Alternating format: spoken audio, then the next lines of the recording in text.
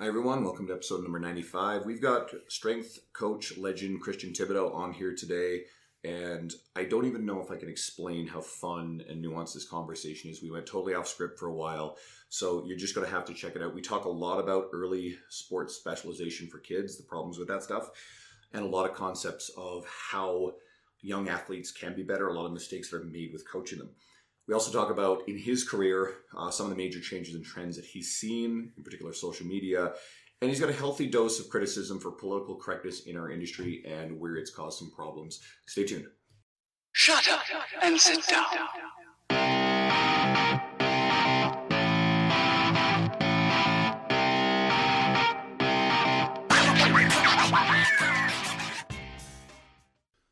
Hey everyone, welcome back to the podcast. So today we have a industry legend, strength coach. I can't find words today. Andrew, try again. He's a strength coach. Strength and conditioning coach, yeah. Christian Thibaudeau joins us, someone who I've been following and reading for a really long time. Now, he's often seen as a bodybuilding coach because, well, he looks like a super jacked up stunt double for Vin Diesel, which I know you've heard of. I wanted to do a BS double. It was filling the Chronicle of Riddick in Montreal. Yeah, no. and I've done a few like TV spots before, so I'm in the book, right? So they actually called me up asking to be his body double for that movie, but I was in Colorado at the time, so I had to decline that. You didn't? Oh, that would have been like a dream come true. So if that were true, I would have gone back just to watch to see if I could notice. And so you've often been seen as this bodybuilding coach, and as a flagship contributor to T-Nation for a really long time. But your true love and the foundation of your work is still strength and performance. So it's great to have you on. Welcome. Well, it's great to be here. And every time I can talk about performance, to me, it's like the icing on the cake, right? Because they always want to talk about hypertrophy, which is cool, right? But as you mentioned, and I still work with athletes. I still work like with 4 Olympians right now. And that's what I really like to do. I've worked with bodybuilders before because that's how I was branded by T-Nation. Because let's face it, hypertrophy and fat loss is what sells the most on the internet. At least it did like 5 years ago. I think it's moving more and more toward performance nowadays. But I was branded that way to like kind of replace Charles Poliquin, who was, of course, a former strength coach who also branched out to body composition first with Muscle Media and eventually with T-Nation. So I don't mind talking hypertrophy. I love anything related to improving the body, either making it perform better or look better. But at the core, I'm really all about making the body perform better. Well, so it's funny you say that because it's like your interest is there, but like we both know on T-Nation, it's just like 18 to 35-year-old dudes that just want to get jacked. Yeah, and I think that we still need to cater to these guys because the fact of the matter is that those kids will be us in 10 years, right? That was us. That was me. that was me also. I mean, so even though I was a football player, I trained mostly like a bodybuilder, and that's my biggest regret, right? When I was a football player, I trained like a bodybuilder, and I ran like a 5'3" and when I stopped playing football, I moved on to Olympic weightlifting. And after 3 years of Olympic weightlifting, I was running a 4.5 electric time. Yeah. So that was I was a much better athlete when I was not an actual athlete. But anyway, so if we can actually like take those 18-year-old guys who just want to get jacked, and just by giving them what they want at first, but like slipping in some like cool information. When I was a kid, right? I always had problems taking aspirins when I was a kid. So my mother always crushed the aspirins and blended it into honey. So I would just eat the honey and didn't taste the aspirin, but it just went out down smoothly. So it's kind of the same thing, right? They want to talk hypertrophy, want to get jacked, but you can still instill some great information into them. So you get them interested, you give them what they want, but you also give them information that they will gradually work up to. And in 10 years from now, they're going to have fun. I was all about having big biceps back then, but that tip guy, convinced me to train more like an athlete to get jacked. But I found that I really love training like an athlete more than I like getting jacked. We'll have to tell Chris your secret method is to like make all these guys run 4.5s by the time they're in their mid-20s. There you go. Like Christian's fucking it up. He's trying to bait and switch these guys with honey. I'm experiencing something sort of similar because I more recently, certainly much more recently than you, started writing for T-Nation, and I've got a handful of articles up there, and a lot of it is, again, more bodybuilding geared. And while I'll write that for the website. A lot of the stuff I write for my own website is completely different. It has nothing to do with bodybuilding. And I don't work with, competitive bodybuilders I don't touch at all. I've had like one men's physique guy, and then I'm just like, okay, dude, you have to go with a coach who deals with this stuff because this is not what I'm interested in. But everyday people, I got a lot of young athletes and young hockey players. That stuff's really, really fun. I enjoy that stuff a lot.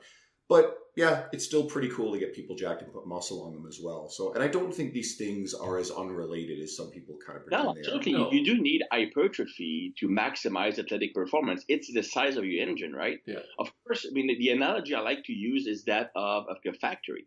The bigger the factory, the more employees you have, the more productive you can be. So the bigger muscle, technically, you have a greater potential for strength and power.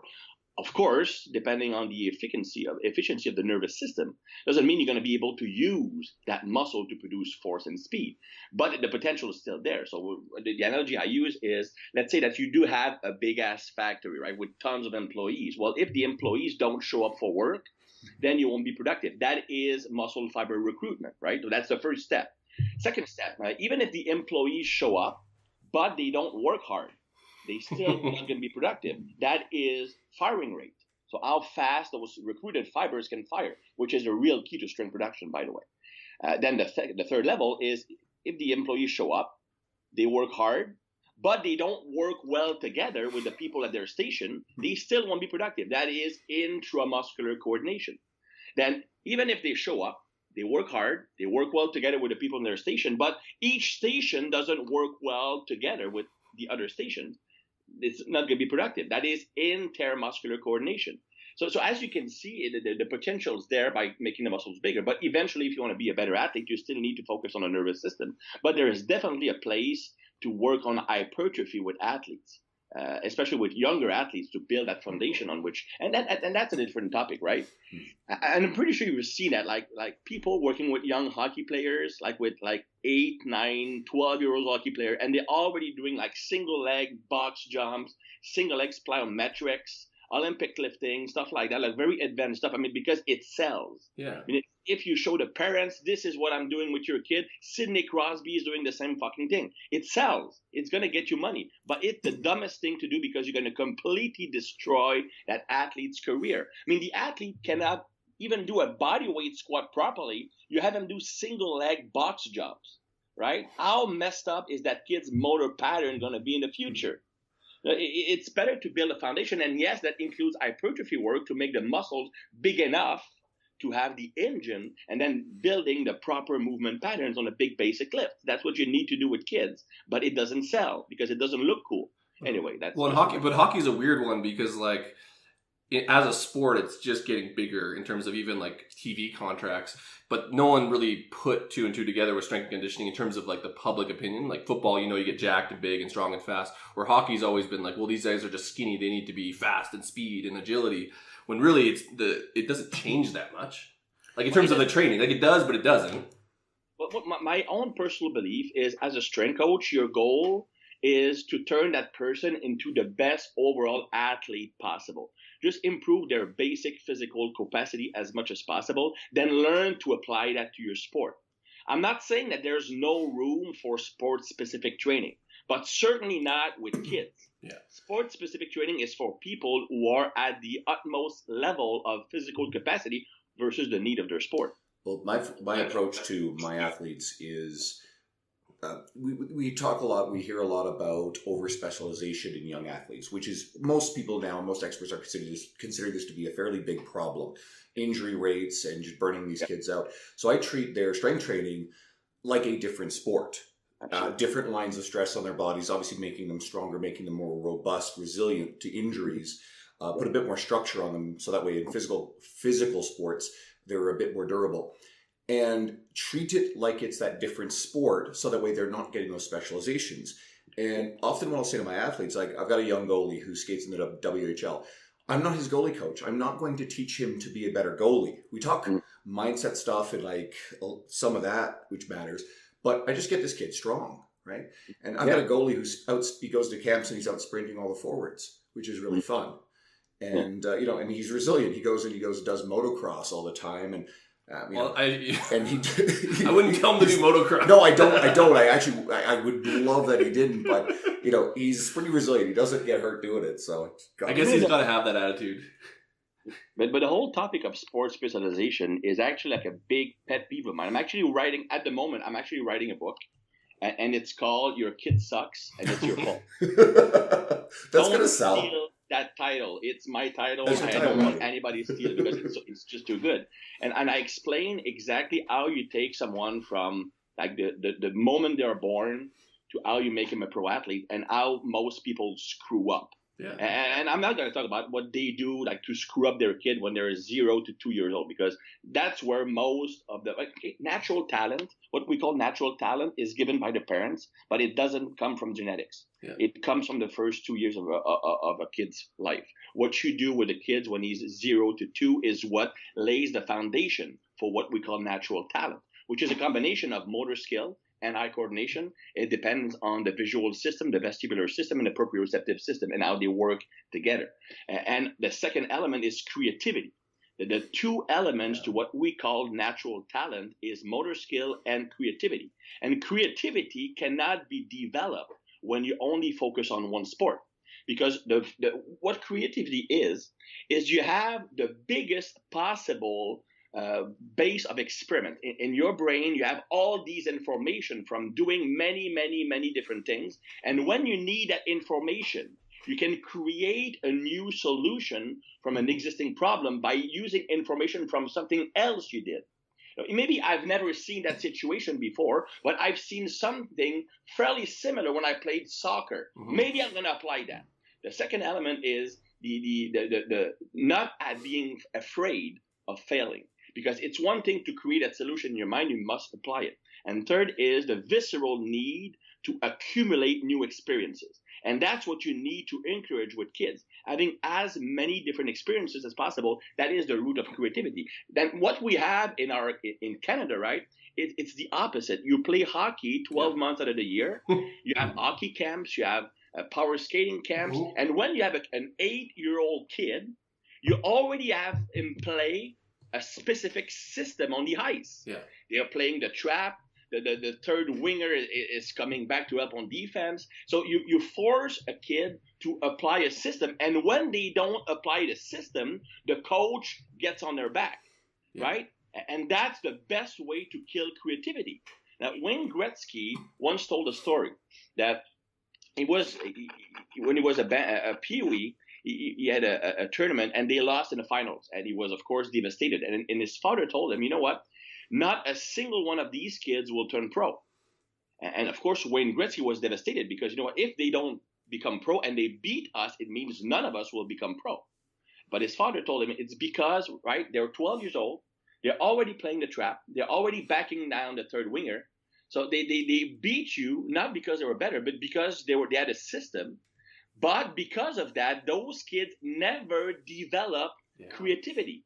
You guys were just a bunch of kids playing on the ice that develop your creativity. So you first develop that, then you learn to play a system. Kids should not be taught to play a system in hockey before 14 to 15 years of age, when they already have built that foundation. I never really thought of that. Like That's even in football, like I always played zone defenses, but like again, outside of that, you lose that creativity because if you get stuck as a kid playing one system, you only know that system. You have no other models to compare to and use it. And hockey's bad for it. They did a study with the German national soccer team, and they compared those from the national team and those from like the lower divisions to see what was the difference between the top players and the second tier players. And they found that there was no significant difference in body type, in physical capacities, or even in the amount of practice in structured soccer. The two differences were that the ones on the national team had more unstructured play, like backyard soccer, backyard basketball, because then you don't follow the same rules. You just play by instinct, right? Yeah. And the team on the national team, the players on the national team specialized later. They didn't specialize only in soccer until they were 21 years of age. So they kept playing other sports, not necessarily at the competitive level, but they kept playing other sports. Whereas those who were lower levels, they had more structured play, they had less unstructured play, and they specialized earlier. That's interesting, and it sort of ties into what you said about the title of your book, Fucking Up Kids. And I immediately thought of this book, The Coddling of the American Mind. Did you read that? No, I didn't. Oh, fuck, it's fantastic. So it actually talks more about what's going on in U.S. college campuses and a lot of like the real extreme ideological left craziness that, someone uses the wrong language in an email and then a bunch of kids go nuts and then the person gets fired. So and it actually talks in that book about that youngest generation. I think, I'm not sure the age range, but they're called iGen. The younger generation of millennials. Millennials are the ones that get the bad rap. And how they have less unstructured playtime in life. And that is one of several things that the book really goes into detail, explaining more device time, like way more, which those coincide. And a modern culture now, think about it, like, Christian, I think you and I are probably roughly around this same age. I might be a little older. I'm 41, I'm not sure. But 41. Yeah, okay. So, exactly. And I think you probably grew up like me in Canada, running around freely. We played red in the woods with other kids. We played sports, you name it, a lot of unstructured stuff. And now I think if you see a kid who's like 6, 7 years old running around by themselves, someone's calling the cops and some parents getting in trouble. And that's how people think now, right? Because the book talks about this explosion of fear of abduction. That Walsh guy in his show was kind of the thing that kicked that crap off. But the statistics on abductions of kids who are not abducted by like another parent are like just ridiculously low. So there's just sort of all this culture of fear built up by it. But the book goes into a shit ton of this stuff, but that's actually one of the things there, and there's just a lack of unstructured play. And it totally makes sense that unstructured sport play could be detrimental for these kids as well, and a lack of creativity. And just as a kid, you see parents, first of all, they leave their kid, like when he's like a few months old, they always leave him in a cradle or like in that swing set or something because it's safe, right? They put barrier everywhere. Every time the kid moves around, they just like make sure that he doesn't like endanger himself. You know what? You never learn to be creative that way. You never learn to be a free spirit. You never learn how to overcome failures. I mean, my kid falls all the time. And that's great because now he knows how not to fall, right? I never put him in a cradle. He's always, and that he's pretty cool like that because I just leave him on the floor with his toys and he will play by himself for 4 hours when I can work. But that's how it should be. The second thing is, right, what most parents do is what I call lazy parenting. And I can understand where it comes from. Like both parents now, they both work, right? So they come home very tired and the kid's crying. So what do? The first reflex is put the kid in the cradle and in front of the TV. Yeah. And I can guarantee that instantly the kid will stop crying.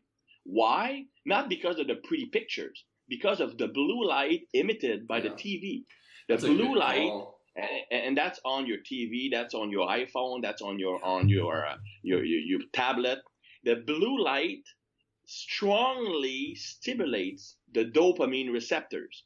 That's why it is so addictive. That's why we can't stop looking at our phones. Because not only is it fun to see how many likes we get, you also get a pleasure response by targeting the dopamine receptors because of the blue light. Here's the problem. Kids who don't have a fully formed brain, a fully formed nervous system, the dopamine receptors that are not even fully formed yet, they can very easily become desensitized by that dopamine stimulation, which is way too high for their brain to handle. They can actually fry their dopamine receptors. And in my opinion, and of course I can't prove that yet, and it's probably not going to be like studied because you can't I'm going to study putting kids in front of a TV for 20 hours a day to see what it does. But in reality, what it does is I'm pretty sure it has a very strong correlation between how lazy kids are nowadays. Because, dopamine is, of course, the pleasure neurotransmitter, but it's also the neurotransmitter responsible for motivation. Yeah, learning. Because motivation is only seeking that pleasure response, right? I'm willing to work extra hard to get a pleasure response at the end. But the more sensitive your dopamine receptors are, the more motivated, the more competitive you are. Because the stronger will that pleasure response be. Now, if I completely destroy your dopamine receptors, it means it takes everything to get a small pleasure response, which means that you will not be motivated to get that pleasure response. So now you are that apathic kid who doesn't want to work hard, he stops as soon as he fails because he doesn't have that I want that reward behavior. Well, the only way to do that, he was taught to watch TV to get that dopamine response. So he learned that he needs that. So then that's when the more tablets come in, more movies, more blah, blah, blah, blah, blah. Because that's their brain evolved to learn from the dopamine. And they're learning. Absolutely. Exactly. Absolutely. Yeah. You've actually, now that's sort of the second time you mentioned earlier about kids seeking basically like growth. It's totally growth mindset versus fixed mindset. So if you get kids who are banging up against failure and then stopping, then it's a very, very fixed mindset. Whereas if you get kids who, okay, we've hit a challenge, all right, they're hungry to learn, they want to get better. And part of this stuff is raising kids in an environment where they're not praised for their innate talent, but they're praised for their efforts. And you can really build someone who just consistently wants to get better. You can use some major athletes. Michael Jordan is a classic example of someone who's always described as being growth mindset. I think Mike Trout in Major League Baseball is a good example. Someone who works really hard at his craft and always wants to get better. I mean, you could be Ted Williams, who is regarded as one of the best hitters of all time, but the guy was a complete asshole in his life. Yeah. So he can take it a bit too far. Yeah. But I think being really growth mindset is really important and fostering it in young kids as they grow, instead of just telling them how fucking good they are. The book Mindset by Carol Dweck, I think her name is, I might have that wrong. It does talk a lot about Jordan, but also talks about John McEnroe. McEnroe's a very fixed mindset guy. Whenever he came up against something that questioned his talent and how great he was told he was, he's throwing rackets and screaming at people. And now it's a bit of a caricature. And when he's paid to do these celebrity performances, he has to throw a tantrum just for show. But when he was at the top of his game, it actually kept him from being a better player because he wasn't willing to work hard at and to understand that, okay, well, this was challenging, therefore I've got to work harder at this. I can get better. Yeah, and that's the problem with, I think, that people who are just, and okay, let's look at, just to get back to early sports specialization, because that will tie into what you just said. There was a study quoted by in Tudor Bumpa's book about like developing younger athletes, and the study was conducted with kids from 8 to 12, right until they were like in like 18, 20 years of age. And what they noticed was the group that specialized early in sports had the fastest improvement in performance in that sport, which makes sense, right? So from the age of like 8 to 14, they were the best in their groups at that sport because they were practicing that sport over and over again. Whereas the group that didn't specialize, they were slower developing, but they developed for a longer period of time. And when they were 18, 19, 20, they were much better than those who specialized early. Now, the problem is that the study also found that those who specialize early, when they reach a later age, they were a lot more uneven in competition and were more prone to choking.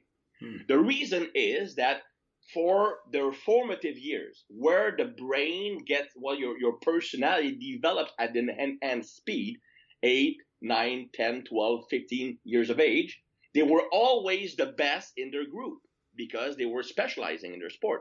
When they reach a point where the kids who develop at a slower pace caught up to them, and because of their multi-sport background, they had better physical capacity, they had better motor skill, now they were better athletes than they were. So now the kids that were the best are not the best anymore, but they never learned to cope with not being the best. And they acted like John McEnroe. They either throw up a tantrum, they rebel against their coach because if they're failing, it can't be them because I'm the best. It must be my coach. Absolutely, and that's so fixed mindset. And then you throw into the mix parents who are screaming at the coaches. It's not even bad sports parents. It all comes down to the model, though. It's the same reason with hockey. No one gives a shit about the pros when you're below a pro team. Like all those junior teams, AAA, blah blah. They just want to win. They don't give a fuck about I know they do, but they really don't. Yeah, that's a win at all cost system.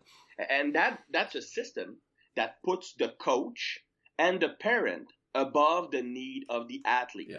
because the coach, the mindset of the coach. Because I've been a coach. I've coached high school football and college football for 12 years, and I've coached like very young athletes, and I've been around many different types of coaches. And many coaches, they use athletes to boost their own career. Mm-hmm. The coach who coaches like bantam hockey, he wants to coach midget. He wants them to coach junior, and he wants to coach pro, right? Mm-hmm. So right from, he's coaching 12-year-old kid, but he's coaching them as if he was coaching the Pittsburgh Penguins. It's like, they are Mike Keenan, right? They want to prove that they know all the complex system. And I remember, dude, I was playing baseball when I was 6 years of age, and that's a true story. I was 7, okay? And my coach called me up one day and said, Christian, I've been just hired at a higher level coaching. So like going from AA to AAA, right? At 7-year-old kids. And they asked me who I wanted to bring up. And I mean, I said, I want to bring that guy, and I also want that Thibaudeau guy. I mean, his knees are completely shot. He's over the hill, but he's got great mentality. I mean, dude, I'm 7. My knees are not shot. But that's the kind of conversation that you would have about a 35-year-old catcher, right? When you're a pro coach. But the guy acted as if he was a pro coach, because that's how most of these hockey coaches, baseball coaches, football coaches with very young athletes, they see themselves as, you know what, I'm just as good as that Barry Trotz guy. Yeah. I need my shot. If I get my shot, I'll be just as good as him. So you use that win at all cost mentality, because the more you win, the better you put yourself forward, the more chances you have to get up. Whereas it should be the athlete's first mentality. Here's something interesting, and I don't know where I read this, but there was some study on like all the major pro North American sports. And this is pretty advanced. So they based the performance of the teams on all of these metrics of the talent, the level of ability of all the players on the teams. And what they were doing is they were looking to see if there was any difference in coaching style and its impact on the team. One coach across 4 major sports had a very noticeable improvement on the quality of the team's outcome in terms of wins, and everything else it didn't seem like the coach mattered. It was more predictive of the talent of the team. And it was a basketball team. And I'll see if you guys can guess this. And it was a coach legendary for his personal relationships with his players, not so much his systems. Any guess real quick as to which coach? Probably. Who? Phil Jackson, I would say. No, actually, Greg Popovich. Really? The Spurs, yeah. So right, because Phil Jackson is seen as that the Zen guy, the philosopher. So who did Phil Jackson have on his teams? Jackson, of course. Jordan, that helps. Pippen, that helps. Jordan, Pippen, Rodman, Shaq, Kobe. And so the outcomes were exceptional, but so were the teams, so were the talent level. No one's arguing that Phil Jackson is not a great coach, because he knows actually harnesses, but he had that level of player and that level of talent. Now, I think Popovich's teams were great too, but it just seemed that based on this study, Popovich really stood out. And here's the key. Popovich was a guy who really took the time to get to know his players personally. He would have them over for dinner. He would get to know the guy and then select a wine that seemed to suit that player's personality. So Greg was taking it to another level. So this guy was just truly legendary for his success. And it was because he's actually not just kids, but like adults who ostensibly are mature, certainly superstars who often get spoiled by the limelight. And he's investing in these personal relationships. And the Spurs have been a super team for a long time. And you could argue that, even when they rotated players in and out, they still maintain a very high level of performance. Exactly, right? So, and that I think speaks to it. So it goes back to what you're saying about, coaching kids. And, and I don't work in a team setting with kids. I got some younger athletes individually. But I can see how just investing in the kids and what's best for them would have great long-term outcomes instead of just pushing team systems. Teaching them the discipline to play systems, I think there's value in that. I think that's great. As long as it's not suppressing creativity. Well, all the systems, they need to see the patterns. So if they only know one system, they don't recognize other patterns. It's absolutely. Just, And then you have a player who's going to be great when he falls in a team that plays his system. But as soon as he's traded to a different team, he just crumbles under pressure, or just he can't apply it. Russian but if you're a great athlete, then you can play any system. if you watch like a hockey game or a soccer game, and you see a great goal by Messi or by Crosby, you'll never hear the sportscasters saying, "Oh, look at how he applied the system, dude. Where did he take that? Where did he learn to do that?" Because that's what sets up those stars apart from the like good players who will be good within a system. Then you have those who are a step above, or those who have the greatest natural skill. Thus, they also have the greatest. I mean, okay, to be a great athlete, you need great motor coordination, and that requires developing fully the visual system, the proprioceptive system, the vestibular system. Also, the coordination between the visual and proprioceptive system, that's super key. And also you need a creativity, and finally you need dopamine sensitivity, because dopamine sensitivity is what makes you driven, that's what makes you motivated, that's also what makes you confident.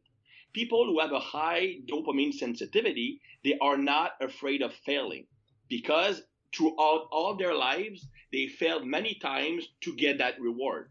Those who have dopamine resistance, they stop trying as soon as it gets hard. You can't be a great athlete like that. So you need all of that. And that is really set up in the first 4 or 5 years of a kid's life. So that's why I say, I mean, your kid sucks and it's your fault, because it's 100. What happens to your kid between 0 to 05? It's 100% you. Yeah. 100% you, all the decisions you make. When you decide that, you know what? You just work hard. You prefer to drink a beer with your buddies than play with your kid for 30 minutes. Mm-hmm. But you know what? That 30 minutes might have made the difference between him sucking and him being a great person and then a great athlete. That's so important. I like that. So I'm going to actually shift us now, because we basically just said fuck it to the script earlier on, but it kind of actually went through way better than we just going to talk about what we want. But I really did want to ask this. So you've worked in the industry for a long time, like long enough certainly to see major changes and trends in our world of fitness industry. Where do you feel that this has caused more harm than good to people, the end user? And their ability to improve. Oh shoot! I screwed that question up. Guys, I apologize. I'm off today. Yes. So this is great. I tease him all the time for fucking up questions. So okay, you've worked in the industry for a long time. You've seen major changes and trends. What are the most significant differences between now and when you began your career? And what's changed for the better? And what problems have emerged? Yeah, I screwed up your question. Well, it's really, to me, of course, I think the easy answer, I'm going to take the easy answer, but then I'm going to try to make it sound a bit better. It's social media, right?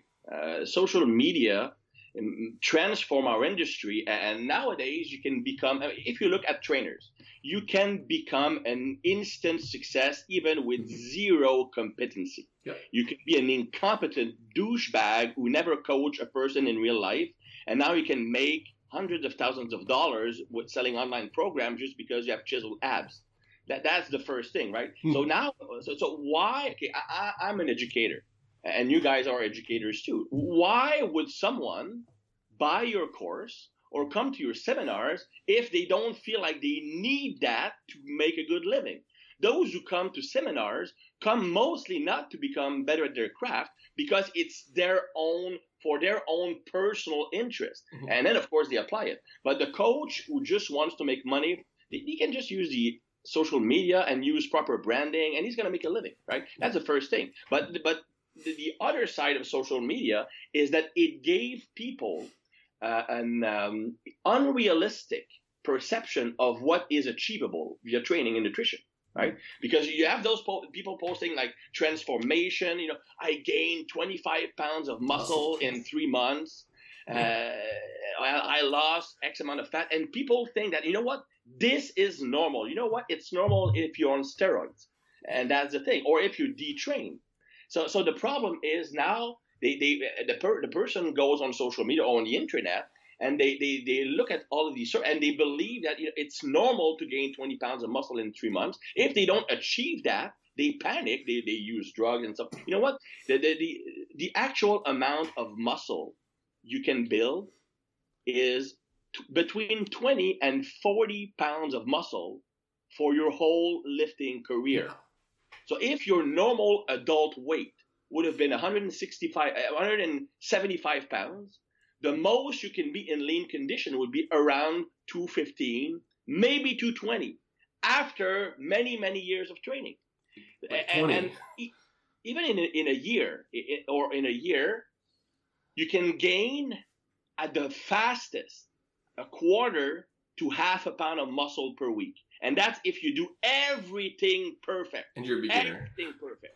And that's not even sustainable for a long time. Yeah. That is what is realistic. Yes, in some periods you will gain more weight. I've trained hockey players who've gained 15 pounds in 2 months because they were regaining muscle they lost during the season. Mm-hmm. Myself, and that's one thing. I love T-Nation. I love the guys. But when they were using my story for, let's say, some product they were using, Christian Thibaudeau gained 20 pounds of muscle in 2 months. Yeah, that's true. But I had not trained for 6 months before because of an injury and heart failure. And of course, I just regained the muscle. So yes, that is possible. But that is because of muscle memory. See, when you build muscle, you maintain the nucleus you build. So even if the fibers atrophy, you still maintain the added nucleus you build via hypertrophy. So it's very easy to just expand those muscles. But building new muscle tissue, a quarter to half a pound per week is the most you can hope to achieve in a normal situation. See, and funny thing is, like, social media is definitely amplifying this stuff. But this crap's been around for a long time in the form of infomercials and bodybuilding magazines, Cosmopolitan, stuff like this. So people have been getting this, like, this bullshit, what's possible for a long time. But now it's ubiquitous. The muscle thing's the worst. It's like, literally, like you said, like, we've all been trying to gain muscle. Like, it takes forever. Like, it's way harder than losing weight. It is. Losing fat is super easy. Yeah. Losing fat is super easy. Gaining muscle is hard. It's much slower process. And the problem is that now, if you have those false expectations, unrealistic expectation, in my opinion, it undermines how the amount of effort required to progress. So people, they don't realize how hard they have to work for how long and do everything right for over the long run. So when they don't get immediate results, they just assume. And I've actually had one athlete tell me that he's a sprinter I was working with, or he asked me to work with him. And after a month, he said, I don't believe in training. Like training doesn't work. Dude, you train for a month. And I've seen the intensity you put in the gym, because that's the thing with sprinters, right? Sprinters, they normally are very lazy. And that's a neurological thing. They are extremely sensitive to dopamine. And that's a different topic. But they have very, very high serotonin, because that people who are great under pressure, they tend to have very high serotonin levels, because you are aware of the inverted U hypothesis curve. There is an optimal neurological activation to be in to perform. If your brain is not activated enough, you underperform because you're lazy, the muscles don't contract hard, the velocity of action is slower, you're thinking slower. But if the nervous system fires too fast, that's when you choke. Choking under pressure is simply because your brain, your neurons are firing too fast for you to control the processes. So instead of because when the nervous system starts firing on all cylinders, you start thinking faster. But if you're overactivated instead of thinking faster, you're overthinking. Paralysis by analysis. Mm-hmm. When your nervous system gets amped up, the muscles are contracting harder. But if they get over amped up, then the increase in muscle strength becomes increase in muscle tension, especially in the flexor muscles. So when you have tight muscle, it completely changes your mechanics. So these are the two reasons why people choke. So you want to be in that optimum zone to perform. So when the brain starts to get over amped up, you need to bring it back down. That's the job of serotonin. Serotonin is the mood balancer. Serotonin keeps you in the optimum zone for what you need to do right now. The problem is that serotonin also calms you down. If you have plenty of serotonin, it's going to be really hard for you to get amped up. But you're going to stay in the zone when you get there. So a typical sprinter, basketball player, running back, they come into the gym, they just want to chat, they want to have fun, they don't want to train. Then they see someone lifting, they're going to get into it, and then they want to win. Then they become machines. Yeah, it takes them like 30 minutes to get into it, but once they get into it, they are unbeatable, and they won't choke under pressure. I think you probably see what you described, that kind of great point on the U curve in athletes that are just cool and good under pressure. I think most recently we saw this with Kawhi Leonard in the NBA playoffs. Yeah. He's just someone who, he seems to have a lot of really good qualities, mental makeup. He seems very humble as a person, which I really admire the hell out of. And he just seems really, really cool under pressure. And we just saw that. He played well on the top stage. And I think that's the Raptors technically aren't the best team, but they were the best team under those conditions. They fucking mopped Golden State. It's kind of cool. I think you say the same thing about Steph Curry. I mean, ultimately, the outcome, the Warriors didn't win this year, but Curry also seems to be one of these guys with that sort of talent. We've mentioned Michael Jordan without a doubt, Wayne Gretzky without a doubt, some of the all-time greats. Well, Tom Brady, absolutely. Yeah, he's probably the best of the best. Well, it's interesting you mentioned this even with the sprinters, because we were just down with Phil, with Stronger Experts in Jamaica. And all the top end sprinters, they're all like that. And so that's one of the sports where it's almost like you have to self-select to get there. So you're going to see more of that. But yeah, they're all so chill. They all hate training and they're all super fast. But it's weird. They all it's interesting culture, sprinting. Charlie Francis said that sprinters are born, not made, and that's not just regarding their muscle fiber makeup. They have a different type of nervous system, very very high dopamine. A sprinter, they are all arrogant. I mean, you've seen that, right? They are all cocky, right? But that comes from a very high sensitivity to dopamine that makes them very confident. And normally they have zero empathy because they don't need other people to tell them they're good, to know they're good. So I have a lower level of self-esteem. So I need guys to like me to feel good about myself, right? So I will actually be a great guy. I will be fun to be around. I love chatting. I love to help people out. Not because I like them. I don't like them. I need them to like me. That's different. But a sprinter, someone who's very confident, they don't need other people to tell them they're good, to know they're good. So they often don't care about other people. They're often seen as individualistic assholes. But everybody's an asshole. There's not good guys don't exist, bad guys don't exist. Everybody is self-centered. However, we will always act in a way to give our brain what it needs to be happy. Me, I need others to like me. So I will act in a way to get people to like me, and then I will be seen as a good guy. If someone, what his brain needs is to win, because every time you win, you get a dopamine response. So if you're super sensitive to dopamine, you need to win, then fuck the other people, because I need to win, not them. Me, when I competed, the best position for me to finish in was third. I always dreamt about finishing third, because if I finish first, the guy who's in second will hate me. If I finish third, I'm good enough to be respected, but the top two guys will still like me. That's how messed up I am. I wonder, it's interesting though, because you say that, and I think that I won't say that there's any predictive element to sports and stuff, but there's some truth to that.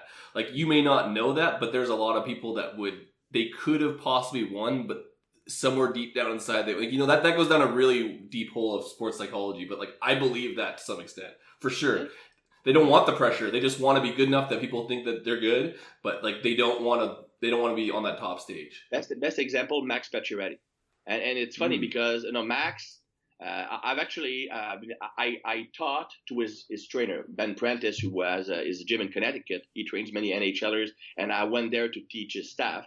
And I talked about Max because, of course, being from Quebec City or Montreal, I'm a Montreal Canadian fan. And, of course, Max Pacioretty, he was one of the best goal scorer for the first 6 years of his career. Over that 6-year span, he was the 4th best goal scorer in the league. Yeah. Then they gave him the captaincy, and boom, he went completely down. And then he was traded to Vegas. Of course, he was injured, but then he finished very strong. And my theory was that he's that kind of guy. He's a people pleaser. He needs other people to respect him, but he doesn't love pressure. The reason that he doesn't love pressure is that he's like me. He's very amped up by adrenaline. So when he gets adrenaline, he's amped up. He performs better. However, that also means that if you're super sensitive to adrenaline, it's very easy to get your brain over amped up. So when you have the pressure of the game, plus the pressure of being the captain, the pressure of making sure the locker room is in control, that might be too much for him. That puts him over the edge. Now he is in the bad side of the inverted U hypothesis curve. When he went to Vegas, he was just an assistant, and that he was great in Vegas too. And he just got to do what he did, which was be a pretty good player that everyone thought was pretty good. Well, I think part of this too is the environment. Montreal is one of the toughest media markets in the NHL. There are certain other ones. I think Toronto's a tough one. Boston is a really tough one. Even here in Edmonton, it's pretty rough on the players. So you probably have to have a certain mindset where you thrive on that attention. Whereas a lot of NHL players, no one knows who they like are. Going to places like Nashville and Los Angeles, San Jose are two popular destinations. I think maybe the California lifestyle is one thing, but you're also not the biggest superstar there because you have all the other major McDavid here. So McDavid in Edmonton is essentially God. And Wayne Gretzky could still walk in and he could have everything paid for. He wouldn't, you know what I mean? In these small markets, the players are the biggest rock star humanly possible. Yeah. And they better enjoy that. They better be able to thrive on it. And I could see someone like Kawhi Leonard, who on one hand, I think he's probably cool with, being the star of Canada in terms of basketball. But I also would be kind of surprised to see him go sign with a team like the New York Knicks or the Los Angeles Lakers or the biggest media markets. He is from LA, and there's some talk about him going to the Clippers, but the Clippers do not get the kind of attention that the Lakers do. And I see an athlete like him probably thriving in a market where it's not crazy high attention, right? Whereas someone like Carmelo Anthony, Kevin Durant, Kobe Bryant, some of the guys they're talented, but they're kind of these arrogant shitheads, if that makes sense, right? That's a good way of putting it. That's cocky players. I think they want to be the star. Someone was saying recently that Jeremy Lin got a ring, right, on the Raptors. He was on the bench. And sort of there's this meme going around about all the different whatever. It's a picture of Melo and Lin. And it sounds like they're referring to Melo, but actually they're referring to Jeremy Lin sticking around. But I heard that Melo, when Lin's sanity took off in New York, Melo actually was pissed at his attention and pretty much just campaigned to get him traded off the team and get rid of him. And of course, Melo doesn't have a championship. And it's a shitty player anyway. I don't think he's very good, so I just don't like him. I think we should pivot here because we said a lot of politically incorrect things, and I think that this kind of goes into what we wanted to talk to was you've had criticisms of political correctness seeping into our industry. Where do you feel this has caused more harm than good to people and their ability to improve in their health, and even just whatever realm we want to go into? What do you mean exactly? So basically, we're trying to be too politically correct nowadays, especially in the fitness industry, that we're not getting results. People aren't getting results because they're being too fucking easy on them. Dude, that's absolutely correct. I mean, we are soft world, right? Soft world. I mean, I think that we are both pretty much against everything that is left wing here, right? Mm-hmm. Yeah. Of course, I'm worse off than you guys are because I live in Quebec City. And Quebec City is kind of like Cuba. So I live in the middle of the leftist society, which is really hard for me. I mean, I'm paying 50% fucking taxes and income taxes and 15% sales taxes. Money to people who stopped going to school when they were in grade school or who have a college degree in human philosophy. Cool, but don't expect making money from that. Anyway, when it comes to training, I think and I was having this conversation when I was the last time in Australia. I'm only mentioning that because it makes me sound important. So I was in Australia. Australia's a good example. Yeah, I was with Dane McDonald for the Clean Health Fitness Institute. Dane has been around the block for a while. I mean, he's been in the fitness business for a while. He worked with Charles Poliquin for a long time, and we all, because his firm is all based on the before-after physique transformations, right? And the day I was there, they actually had that photo shoot for their clients. And don't get me wrong, the clients were in great shape. The women were awesome. And they took a group picture, and then Dane showed me a group picture from 15 years ago when he was running the business. And it's like the after picture of the group from this year looked like the before picture from his own era. And I think that's because we just worked a hell of a lot harder Mhm. than people nowadays. I think that people. Okay, the best example I can give you. Okay, flexible dieting. Okay, Yeah. I love donuts and burgers just as much as the next guy. I mean, to be honest, if you want to give someone the shittiest example of how to eat, my diet would be it. Because it's funny, people think that Christian Thibaudeau, right, is in great shape. He must always eat clean. Dude, I have the shittiest diet ever. I must have fast thyroid. I don't know, but I don't gain too much fat. But anyway, nowadays people want to be told, you know what? As long as it fits your macros, yeah, you can have that cake. That's fine. You know what? When I competed, the few times I competed in bodybuilding, you know what? When you wanted to get in shape, you did have to suffer a bit. It had to be somewhat uncomfortable. And you got in great shape. Nowadays, people, they prefer to take more growth hormone or take Mhm. those SARMs because, SARMs are not drugs, right? They're drugs, dude. They're drugs. Just drugs. I can get it online. Yeah, you can probably get meth online also. You can on the dark web. There's a whole documentary on it. SARMs are drugs. They might not be quite as powerful as steroids, but pretty darn close.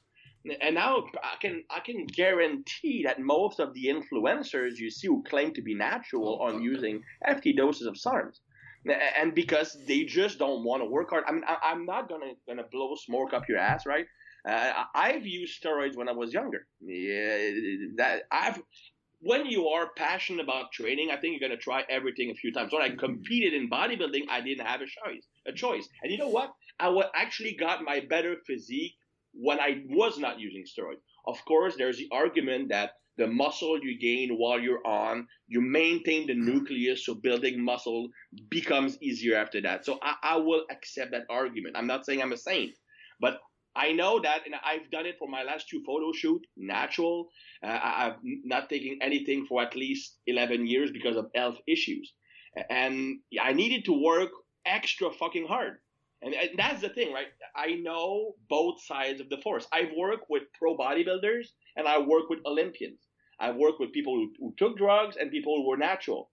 And I guarantee that those who are natural, they do need to be more disciplined. Mhm. They do need to work hard. The problem is that during my time, I'm not that old, but people, those who were getting into drugs once they built a very good foundation through hard work, discipline, nutrition. Then they reach a certain point where they didn't have a choice if they want to take it up a next level. Nowadays, you have guys who take steroids and don't even train. Yeah. And I'm not shitting you. I've seen girls take Anavar just to look leaner on the beach, and they don't train. That's scary. That, right? Well, it's just that culture is just created of, and that might go down to generational, but like they just don't work hard enough. And you've talked to Pat Davidson. He had a whole book called Mass and Mass 2, which is literally just fucking smashing people in the ground with volume. But it's just that whole idea of dopamine and just you have to get this and that and work harder to get this number. But if you don't have that and you don't have that ability to work hard, like good luck.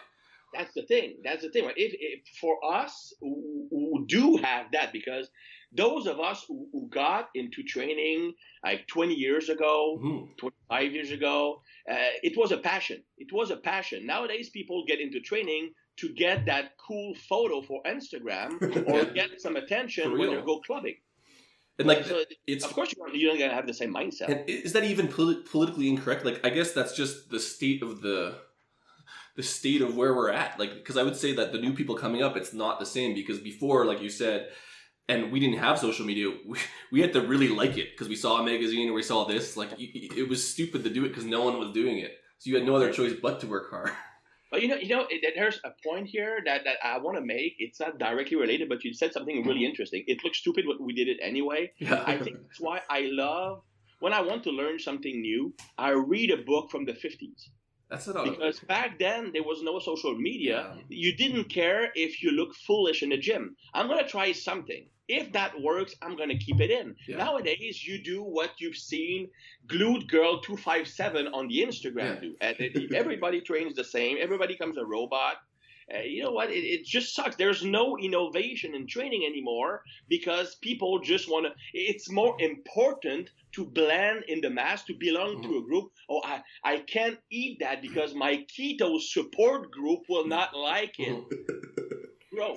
But there is like, you go to Good Life and like Evolve's a different. He works out at a gym where like everyone's pretty serious. But like I recently started going back to the gym because I had my own studio, and like everyone's just zombies. Like, and they're not working that hard. And like I remember when I was in the gym, like I went to like this small gym in St. Albert, but it was all like meatheads because people working out at 7 a.m. had to be jacked because like there's no other point to go. I was a few years back. I was at Dave Tate's compound. Yeah. And during the weekend, Dave it was also like the Elite FTS like showroom, so all the equipment like super awesome, right? Now Dave was sponsoring many top level powerlifters, so all the weekends these guys would come to Ohio and train. So when I was there, you had I saw 3 guys squat over 960 the same day. Yeah. And that's where I actually got my best bench press. I bench pressed 440 just because I was training there. I mean, I needed to do that because otherwise they would have made me bench with the girls. But what I was just looking at these guys and just the amount of animalistic intensity. It was nasty. And when I came home because at the time, when I got married, I moved back to Canada because my wife doesn't speak English, and I started just working in a regular commercial gym. My office was in a regular commercial gym, and I was looking at people training, and I'm thinking to myself, dude, not a single person here trains remotely hard enough to even get the smallest amount of gains. And I thought to myself, it's a good thing I don't have a client today, because I would have tell him, you know what, I'm going to take your money, but you're not going to get any fucking results because you're going to train like a pussy. And that's probably what would have happened. Well, and the thing, I was going to say, yeah. You look incompetent because these guys don't train hard. Well, and right now it's almost, I hate to bash science, but like we have like a lot of guys that have this research out is like, you got to increase the volume and you got to go to failure. But like people use science to back up the fact that they're not working hard. Like, well, I just have to get more volume. Like you just, I was gonna make that exact point. Like they literally like they use it like I'm just gonna get more volume and do this and this. There's no intensity there, so like, your volume is not. I'm not counting any of that. Paul Carter was on with us a few weeks ago, and he said something the same thing, and he really kind of pushed back against the volume doctrine and really emphasized that training intensity, just hard fucking training. And then add was the volume key to growing, and then add volume onto it. Like your volume has to count. I think that there's no debating, and I agree with Mike and with Pat, that if you want to keep growing over time, you do have to increase your tonnage. Mm-hmm. So you need a higher workload over time. Doesn't mean that you need to increase volume every month or even every 2 or 3 months. It just gradually add more volume. But the qualitative element has to be there before the quantitative element comes here. Well, and I think that the one thing with the evidence-based crowd, and I love science. Okay, the problem is that I think that those who are hardcore trainees like Mike, Joetel, and they also get into science, they get the right formula because they naturally train fucking hard, right? But now you have those guys on the internet who are 165 pounds. They don't really know what hard work is because they probably never had a physical labor job in their life. I mean, their hardest they've worked in their life when they have to clean up their room if they do it. So now how can these guys train hard in the gym? Now you have the science. They can use that as an excuse not to train hard, as you mentioned. Because I'm going to follow the science. Science says I need to do this and that. And they forget the most important variable, hard work. And suffering. I mean, exactly. I mean, when I give a seminar, the first thing I say that there are only 2 really important things to get maximum results: hard work and fixing your weaknesses. These are the only 2 things that really, really matters. If you train very hard on the most basic training program known to man, you're going to get better results than the one who trains with the best scientifically designed program if he trains at 80%. All the time, every time. Well, and that gives like the argument of like I think it was Krieger. Like he said, like now they're going back to the volume, but it has to be intensity levels. But like for people to actually understand intensity levels, like I don't know the solution. Like it's basically smash them to the ground until they understand what failure is. Well, something that seems to keep coming up that the smart people who are still volume based in their evidence approach is that you've got to get near failure consistently with hard sets. So you hear this a lot. Volume of hard sets, or you have to train within 1 to 2 reps of failure consistently. And I think those people generally have it right, because I think if you're doing that, you're probably training with a good intensity. If you're emphasizing intense volume, you're going to make good progress. People are just doing junk volume who aren't approaching failure. That's where you're just not getting great. This is where, like, and we kind of had this question, and I know we might have skipped it, but like, have you looked into any of the velocity based stuff? Just giving like an objective number on what slow, intense reps should be. Yeah, I've used velocity based at one point with athletes. What I personally noticed is that when I use it on myself, it felt like I was training in a dentist's office. You know what I mean, right? Yeah. It's like you become like, it feels artificial. You're thinking more about looking at the metrics rather than just creating the intensity. Mm-hmm. And I think that velocity-based training has its place when training athletes. Mm-hmm. Because at one point you want to increase the capacity to produce speed against moderate to heavy loads. It can help you regulate intensity with athletes who don't necessarily need to build lots of muscle, who don't necessarily need to become a lot stronger, and they need to manage nervous system fatigue. I see a point to it. For example, in season with an athlete, let's say that I want to squat, but I know that if I push the squat like very hard, then they're probably going to like burn out their nervous system and it's going to affect their game. So by using velocity-based training, you can say, okay, I'm going to test how fast I can move 80% at the beginning of the off-season. And my goal will not be to increase my squat weight during the season, but to maintain my speed at 80%. Mm-hmm. If I maintain my speed at 80%, I'm pretty much the same strength, which is what I want during the season. Mm-hmm. And I'm going to minimize nervous system demands. Mm-hmm. However, when it comes to developing strength and size, I don't really like it as a tool, personally. I will use it as a testing measure. Yeah. I use it with specific exercises that target speed. If I'm doing, for example, I'm doing a snatch grip high pull, for example. Well, to me, the snatch grip high pull has to be the same speed as a snatch. Yeah. Otherwise, there's very little transfer. So if I measure my snatch and that sounds kind of weird. You said it. Politically incorrect. if I'm, let's say my barbell snatch is, let's say, 0.9 meter per second. And if my snatch grip high pull is 0.75, it's too slow. I want to use it to either get similar gains that I would get with a snatch or to improve my snatch pull.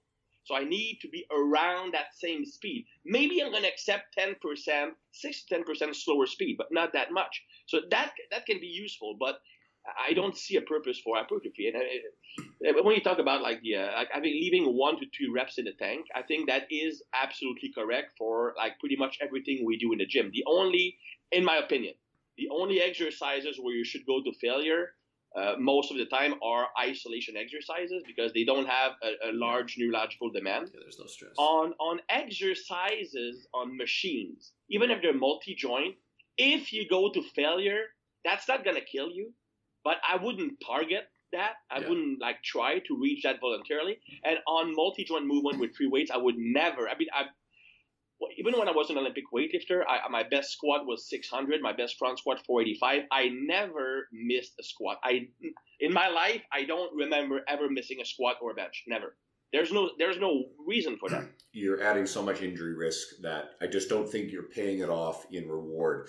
So we've got Lee Boyce ready to jump on with us in a few minutes. And like I'd actually go for another hour easily with you, Christian. But so first things first, you're welcome back anytime. And I'm going to make a point of trying to get you back pretty soon when the schedule works because I got a feeling we could just let you go all day and you just got so much fun, passionate stuff to talk about. But we definitely want to do a couple things. First, you're one of the few guests in this little run that isn't yet a part of our Canadian Evolve Strength Symposium that we're hosting here September 14th, 15th. Me, Dean Somerset is presenting, one of our partners. We've got a couple other partners in this. And so we're bringing our speakers on. And so while we're far from promising this, but Christian saw it. And again, most of our speakers are Canadian. So Christian's like, hey, I'd love to be included.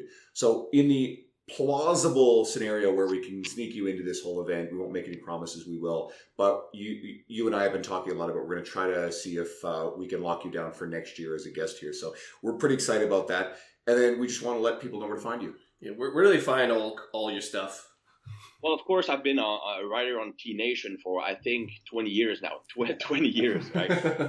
So T Nation, of course, and my own website, thibarmy.com, which is the same handle on social media, Thibarmy on Instagram. You might even catch a glute shot here and there, which is really pathetic because I have no glutes. I mean, literally zero. I look like an old man butt. If you look at me from behind, I look like I'm 80 years old. That's why I don't have 200,000 followers. I don't have big glutes. Yeah.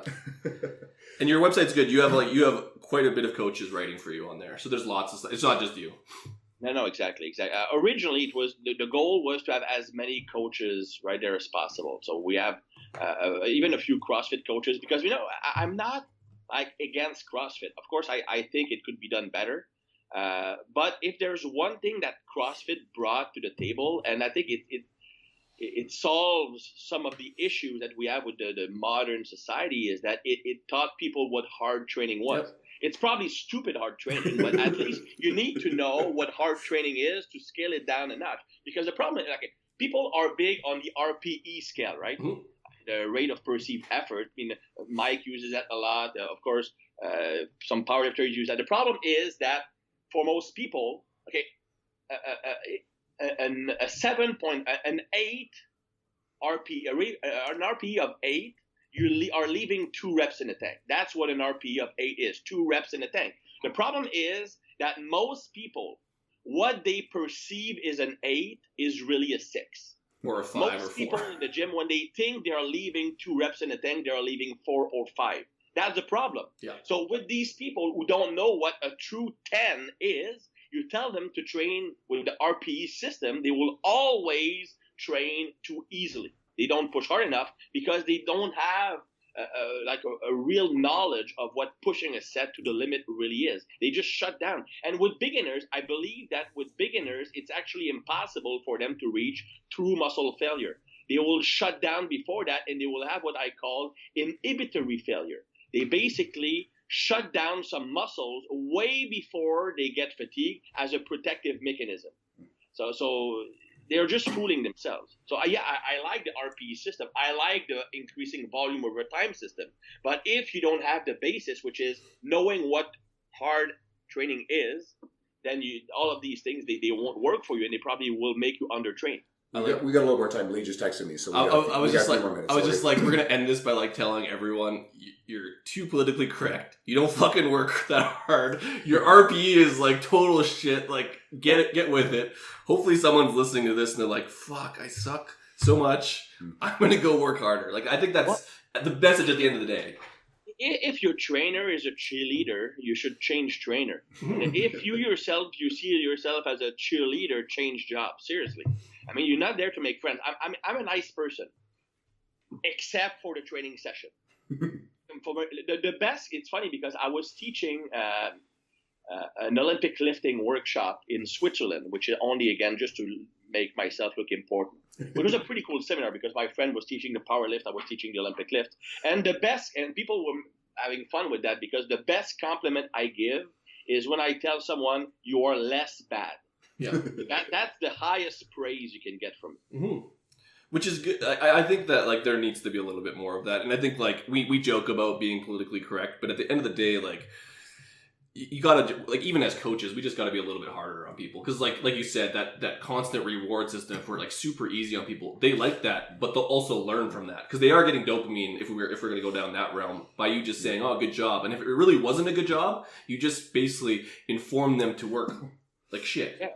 Yeah, and if you constantly give them positive feedback, the positive feedback actually stops having any effect. Because let's yourself, you just did a shitty rep on snatch, and I tell you, good job, much better extension. You know in your head it's shit. So from now on, subconsciously, everything I tell you has zero credibility. Mm-hmm. So as a coach, it just completely shuts down your capacity to give feedback. I'm actually usually pretty nice with my clients and foster really positive relationships. I believe in, not sugarcoating things, establishing the credibility of when I give positive feedback, and I try to reinforce that. But every once in a while, I see one of them doing something in the gym. They're not training with me, And I look over, and I'll just go right over in front of him, and I'll start just making this, like, waving across my neck choke, like, stop what you're doing. I caught one of my girls, and she is really crazy strong. She's got one of the best physiques that anyone can walk around with. She looks like she's stage figure, natural figure lean all of the fucking time, okay? And this is not a 20-year-old. What'd she do? What? What did she do in the gym now? So anyway, and she can do really strict pull-ups. I look over and she's doing this swaying kip to initiate her pull-ups. And I'm like, I'm having none of this crap. So I shut her down mid-set. I'm like, no, what the fuck is this bullshit? You're better than this. You can do these strict. So that just put an end to that. And then I caught one of my guys half rep depth squatting his squats the other day. So I shut that bullshit down too. And he's a great guy. I think he was just having a bad day where his mind wasn't in it. And he got ego lifting a little bit, I think. So I was like, oh, no, I'm not having this crap. You can do this deep. I know you're capable of it. And he was fine. So, but again, I always try to be really mean. I never try to embarrass someone. I've got a relationship with them where I can go, I'm not letting you get away with this bullshit. And then they're usually pretty good about laughing about it. And that's the real art of coaching, right? Because you don't want to let anything slide, but you don't want to be the guy. I mean, I joked around with the less bad compliment because I do give a lot of feedback, but it has to be objective, right? Mm-hmm. Because people will know the difference. But you can't be the drill sergeant like in the like the full metal jacket drill sergeant coach. That just doesn't work either. No. Especially with today's generation. I was gonna say, if we want to get to like politically correct in the left, it's like you can't be calling people maggots. Listen up, maggots. There was actually there's a lot of politically incorrect in that whole first 20 minutes. I actually think about this. Like most of the movies that we grew up watching would never be able. They would never be. I actually have that thought like all the time. Ace Ventura. So I think I mentioned this on air, and I actually should have some. We got Tony Gentilcore scheduled for next week. And him and Dean Somerset in their presentation, they always use this Finkel is Einhorn, Einhorn is Finkel reference, right? So, and I see this and like, I guess I am very anti-political correctness, but even I just kind of go, holy shit sometimes. And it's, if anyone hasn't watched Ace Ventura, this is probably lost on you. If you have, you know where I'm going with this. But basically I'm just waiting for someone in one of these things to freak the fuck out and go, that's anti-trans, that's transphobic. It's like, no, it's a movie reference and a joke, but nowadays that doesn't go into a movie because no one would ever dare write that shit. Like there's, I guess, is anyone interested in the video game Cyberpunk, what is it, 2077 or something like that? It's the same company that made the Witcher series. And so that's an old RPG. Yeah, but now it's being made into a new game. It's an old RPG. So people are freaking out because there's a depiction of a very large erection on a female character in the background of a screenshot, advanced screenshot. So there's like melting down over shit like this, and it's like, holy crap, guys! If anything, it's like that shit's out there. It's like more accepting of this sort of culture, which I think is fine. I think that's actually really good. But I think sometimes with this stuff, people are just looking for reasons to get outraged. But I call that surrogate goals. Okay. Like people who have no real goal in life, like they have no real accomplishment, they have no real passion, they are looking for something to make them feel important, make themselves feel good about themselves. So they are creating those vendettas, these quests. I'm a white knight. I'm going to defend the oppressed. And that's, I think, where it comes from. You want to put yourself at the center of a quest to palliate for your lack of direction in life and your lack of goal in life.